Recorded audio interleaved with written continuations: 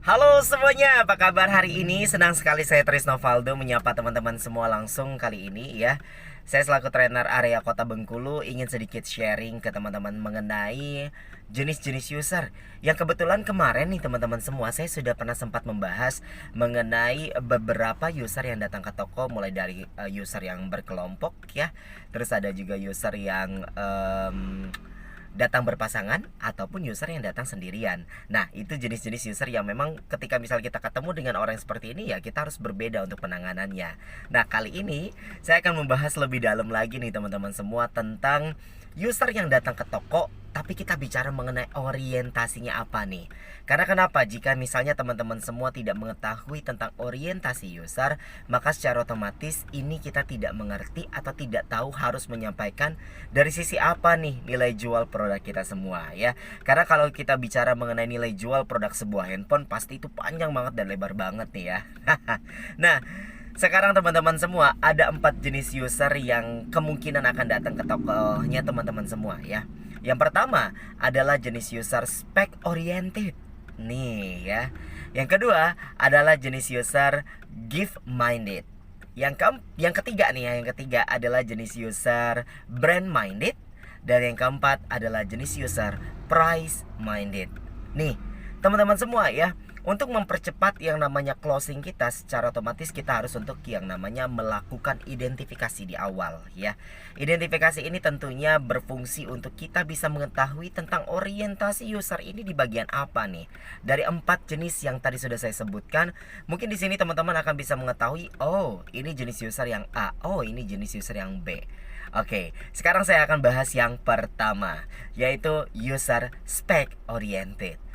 User spec oriented ini rata-rata adalah anak-anak muda yang biasanya usia range dari mulai 17 tahun sampai di umur usia 28 tahun atau 30 tahun ya. Nah, ini anak-anak muda ini hampir notabene adalah laki-laki yang memang rata-rata mereka mencari tentang spesifikasi sebuah handphone. Kalau spek oriented ini biasanya ketika mereka datang ke sebuah toko mereka akan langsung mereka akan langsung menginformasikan tentang kebutuhannya, yaitu dari sisi spesifikasi. Baik itu dari sisi kebetulan mungkin prosesornya kah, atau mungkin dari spesifikasi RAM-nya kah, atau mungkin dari spesifikasi resolusi kameranya kah, atau apapun itu. Nah, di sini teman-teman semua untuk menghadapi user yang spec oriented ini itu sangat erat sekali dengan yang namanya tentang sebuah kebutuhan, yang dimana hampir rata-rata user spec oriented orang-orang yang sudah mencari informasi lebih lengkap melalui media online atau mungkin melalui pemasaran strategi pemasaran dari brand-brand tertentu. Jadi secara otomatis di sini dia sudah mengcompare sebuah produk tentang bagaimana caranya kita lagi bisa untuk menangani user ini. Nah, untuk menangani user yang memang spec oriented, kita harus memang benar-benar tidak boleh berbicara di luar dari sebuah fakta.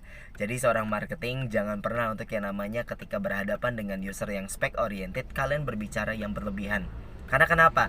Terkadang ada beberapa penolakan yang akan dilakukan oleh user, namun mungkin tidak diwakilkan melalui lisan atau verbal, namun dia akan memberikan yang namanya koneksi atau penolakan melalui nonverbal atau bahasa tubuh begitu ya.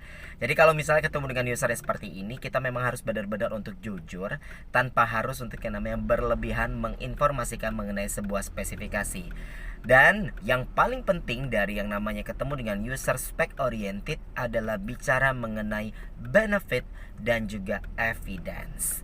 So guys, nah, kali ini teman-teman semua kita akan membahas mengenai yang kedua. Yang kedua yaitu mengenai jenis user gift minded. Untuk user yang gift minded ini sendiri pun adalah jenis user yang dimana mungkin ini rata-rata adalah orang-orang yang berada di kaum hawa nih atau cewek nih ya. Karena kenapa sih? mereka paling sering banget untuk bertanya mengenai apa nih bonus yang kita kasih. Tapi nggak juga menutup kemungkinan ada kaum Adam juga yang bertanya mengenai sebuah gift ya. Nah, jadi di sini teman-teman semua, untuk menghadapi user yang memang bertanya mengenai hadiah dan dia mengabaikan tentang spesifikasi, dia mengabaikan tentang benefit, hanya berbicara mengenai hadiah. Ini sangat gampang sekali untuk kita alihkan agar dia mengerti tentang yang namanya nilai jual dari produk kita sendiri. Nih, oke. Jadi kalau misalnya user yang gift minded ini teman-teman semua ya, secara otomatis dia adalah jenis user yang memang awalnya tidak bertanya tentang sebuah brand ya, dan sangat mudah sekali untuk yang namanya kita mengenalkan brand kita sendiri kepada user yang memang awalnya dari rumah dia tidak mencari tentang sebuah brand. Nah, kalau user gift minded ini adalah jenis user yang dimana sebenarnya hanya cukup untuk kita memberikan atau menginformasikan mengenai selling point yang dimana kita ketahui ya teman-teman ya, banyak sekali kelebihan-kelebihan dari produk yang kita jual sendiri pun yang sebenarnya ini menutupi tentang kegunaan dari alat bantu yang memang banyak marak sekali dijual di counter-counter nih ya. Nah, kali ini teman-teman semua, untuk mengenai gift minded ini saya berikan contoh nih ya. Contoh misalnya user bertanya, "Dek, ini ada giftnya nggak, ada bonusnya nggak?" Ya minimal kasih saya tongsis lah kayak gitu. Nah, di sini promotor atau teman-teman semua cukup untuk menjawab bahwasanya, "Ibu atau bapak, untuk apa pakai tongsis lagi ya? Kenapa ibu harus untuk pakai tongsis lagi, sedangkan di handphone ini kita sudah menggunakan yang namanya wide angle, yang dimana di sini bisa untuk mengambil gambar dengan sudut yang sangat luas sekali. Jadi tentu akan bisa mengantisipasi ibu ketika misalnya pengen berfoto dengan sahabat-sahabat atau orang-orang tersayangnya dengan menggunakan wide angle, hasil foto akan jauh lebih luas." Nah, di sini teman-teman semua, jadi maksudnya adalah ketika misalnya user meminta gift, kalian jangan melakukan penolakan terlebih dahulu. "Oh maaf bu, tidak ada gift sama sekali, kita one price ya, jadi nggak bisa untuk kasih gift sama sekali." Down, jangan pernah bicara soal itu, karena kenapa teman-teman semua, user tidak suka dengan penolakan ya. Jadi di sini kita harus untuk bicara, "Oh ibu mau bonus apa ini ibu yang ibu pengen?" kayak gitu. Ketika dia sudah bicara mengenai bonusnya sendiri pun, kalian harus berpikir dengan cepat, ini mengantisipasi bonus yang diminta oleh dia ini apa sih. Contoh seperti kayak tongsis tadi, ya nggak sih?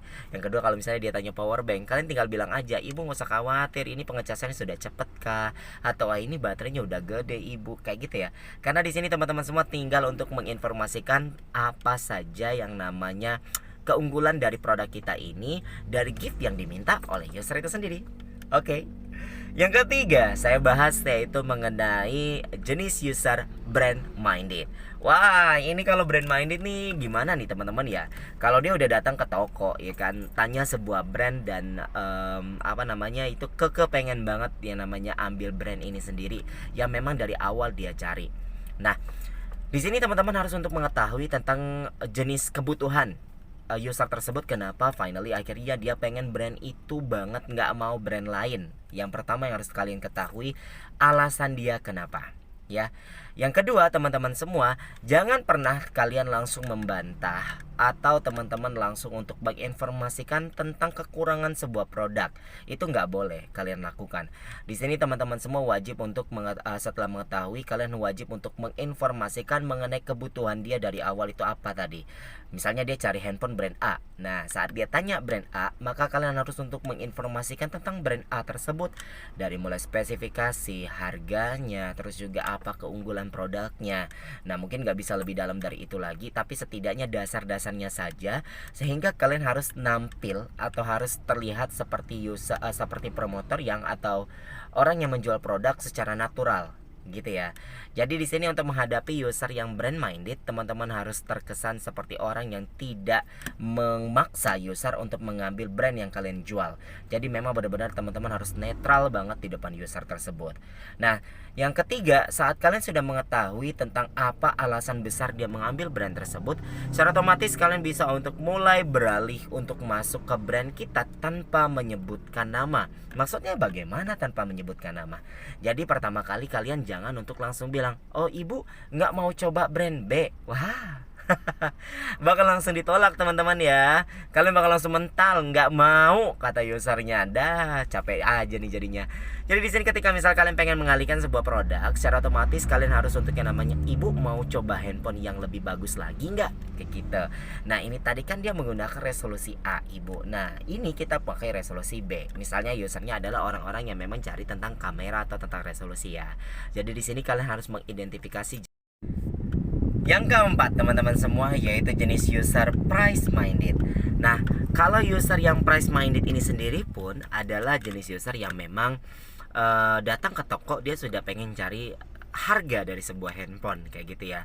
Tapi dia bukan tipikal orang yang memang pengen cari sebuah brand atau nama kayak gitu. Dia yang penting memenuhi tentang kebutuhan dari dia sendiri. Dan juga yang paling penting adalah harga. Nah kalau user yang price minded ini teman-teman gila banget sama diskonan. Weh ya. Kalau orang yang sudah suka dengan yang namanya mengenai sebuah harga handphone teman-teman ya. Di sini kita nggak bisa bicara tentang bahwasanya kalau price minded ini adalah tipikal orang yang bakal cari handphone yang murah banget. Enggak ya.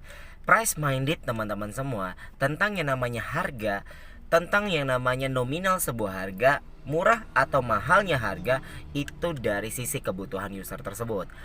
Jadi tugas kita adalah membentuk bagaimana user tersebut merasa butuh tentang sebuah handphone tersebut dengan price yang awalnya dia sudah sebutkan. Nah, bagaimana cara untuk yang namanya menghadapi user price minded ini sendiri pun? Yang pertama, teman-teman semua harus mampu untuk mengetahui terlebih dahulu berapa budget yang dicari ya. Yang kedua, teman-teman semua harus mengetahui juga handphone apa yang dipegang oleh user ini sebelumnya. Nah, hampir rata-rata tidak ada user yang pengen turun atau downgrade tipe handphone yang dipegang dia sebelumnya, teman-teman ya. Tapi ada beberapa tergantung case khususnya nih. Nah, jadi di sini teman-teman semua ketika ketemu dengan user yang price minded, kalian harus lakukan dua hal ini terlebih dahulu. Saat teman-teman sudah mengetahui tentang apa kebutuhan dan juga berapa budgetnya, kalian bisa untuk langsung menerka harga handphone atau tipe apa yang ingin saya informasikan.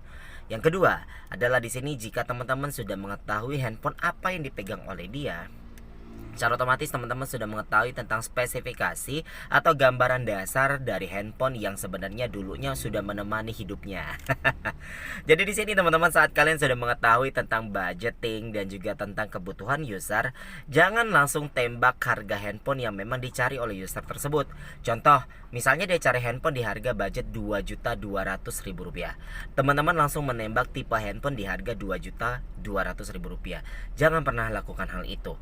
Karena harus untuk menginformasikan mengenai harga handphone yang tinggi terlebih dahulu. Setelah itu kalian mulai downgrade dan kemungkinan dia akan mentok di harga handphone yang memang dibutuhkan oleh dia, ya. Jadi di sini teman-teman semua itu saja informasi yang bisa saya infokan tentang yang namanya 4 jenis user yang akan hadir dan mungkin akan ketemu dengan teman-teman semua di lapangan. Semoga informasi yang saya infokan ini itu bisa berguna dan bermanfaat untuk jualan teman-teman atau selling kalian, mempercepat closingnya teman-teman semua juga di counter ya. Akhir kata, saya Trisno Valdo pamit undur diri. Bye.